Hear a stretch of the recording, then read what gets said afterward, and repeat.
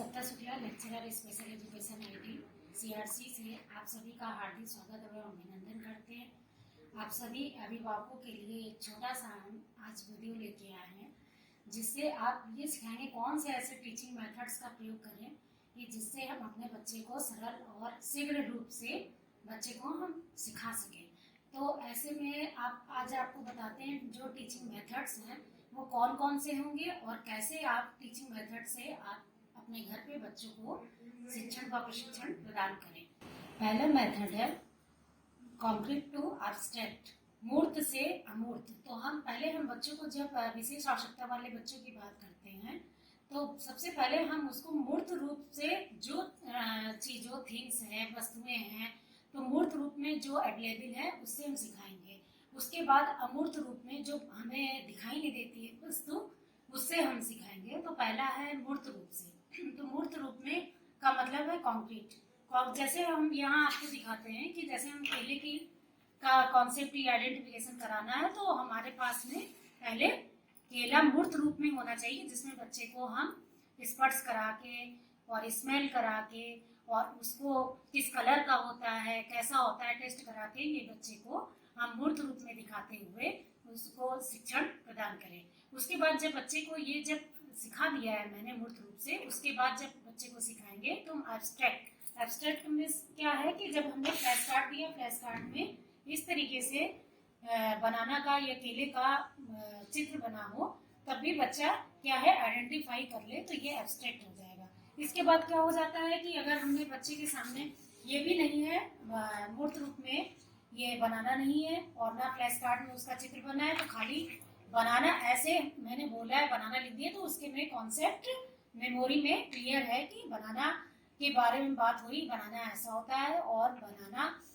Yellow colour का होता है। बनाने को मूर्त रूप में उसने पहले सीखा है, तो अब एब्स्ट्रैक्ट रूप में भी अगर बनाना की बात करते हैं तो वो बनाना को आइडेंटिफाई कर लेता है और बनाना को लिख देता है। तो ये हो जाएगा कॉन्क्रीट टू एब्स्ट्रैक्ट, ये एक मेथड होता है।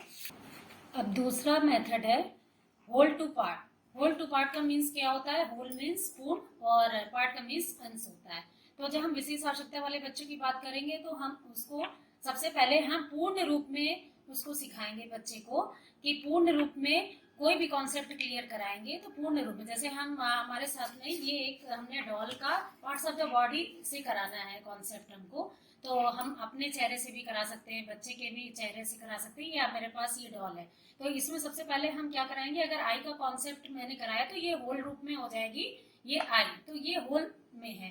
तो सबसे पहले हम कराएंगे आई की पहचान। बच्चे से पूछेंगे कि आई कहाँ है, तो बच्चा बताएगा ये आई है, तो ये होल हो गया।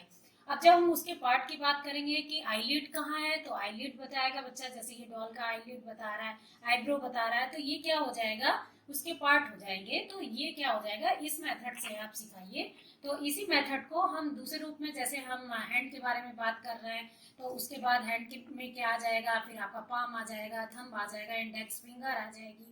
इसी तरीके से हम उसको होल टू पार्ट मेथड से बच्चे को हम सिखाएं। तीसरा मेथड है सिंपल टू कॉम्प्लेक्स, सरल से कठिन की ओर। तो सबसे पहले हम बच्चे को सरल चीज सिखाएंगे, उसके बाद कठिन जो कॉम्प्लेक्स है, जटिल है, उसको हम बाद में सिखाएंगे। जैसे सबसे पहले हम बच्चे को काउंटिंग सिखाते हैं 1 2 3 4 5 to 10 या आगे तक की जो भी, तो पहले हम बच्चे को काउंटिंग सिखाएंगे। काउंटिंग के बाद में हम बच्चे को ये चिन्ह की पहचान कराते हैं कि ये प्लस का चिन्ह है और ये माइनस का चिन्ह है। तो काउंटिंग के बाद में बच्चे को सेकेंड स्टेप हो जाता है कि प्लस और माइनस के चिन्ह को सिखाना। उसके बाद जब प्लस माइनस अगर बच्चा सीख गया है तो उसके बाद हम साधारण जोड़ सिखाते हैं, जैसे 1 डिजिट का 2 डिजिट का जोड़ सिखाएंगे। फिर उसके बाद घटाना भी इसी तरीके से, माइनस भी सिखाएंगे, 1 डिजिट के सिखाएंगे सिंपल रूप में, फिर 2 डिजिट पे आ जाएंगे, फिर और कॉम्प्लेक्स करते जाएंगे, 3 डिजिट में आ जाएंगे, फिर कैरी ओवर वाला सिखाएंगे।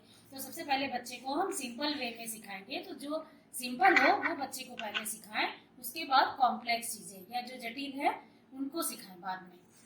चौथा मेथड है नोन टू अननोन। तो हम जब बच्चे को प्रशिक्षण प्रदान करते हैं तो हमको ये देखना है कि बच्चा क्या जानता है। अगर बच्चा जो चीज जानता है उससे ही हम क्रियाओं को सिखाना स्टार्ट करें, और उसके बाद जो नहीं जानता है उससे सिखाएं। तो नोन का मतलब होता है जानना, अननोन का मतलब है जो नहीं जानता है।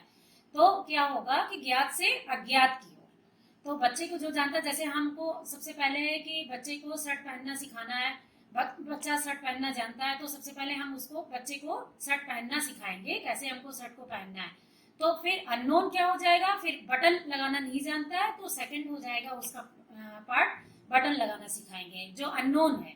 तो इसलिए सर्वप्रथम हम इस मेथड में ये बताते हैं कि जो बच्चा जानता है उसको हम पहले सिखाएं और जो नहीं जानता है उसको बाद में सिखाएं। तो ये नोन टू अननोन मेथड होता है। तो जैसे इस शर्ट में भी है, तो पहले हम शर्ट बच्चे को पहनना सिखाएंगे, उसके बाद बटन लगाना सिखाएंगे, ये टिपिकल हो जाता है। तो इस तरीके से हम बच्चे को सिखा सकते हैं।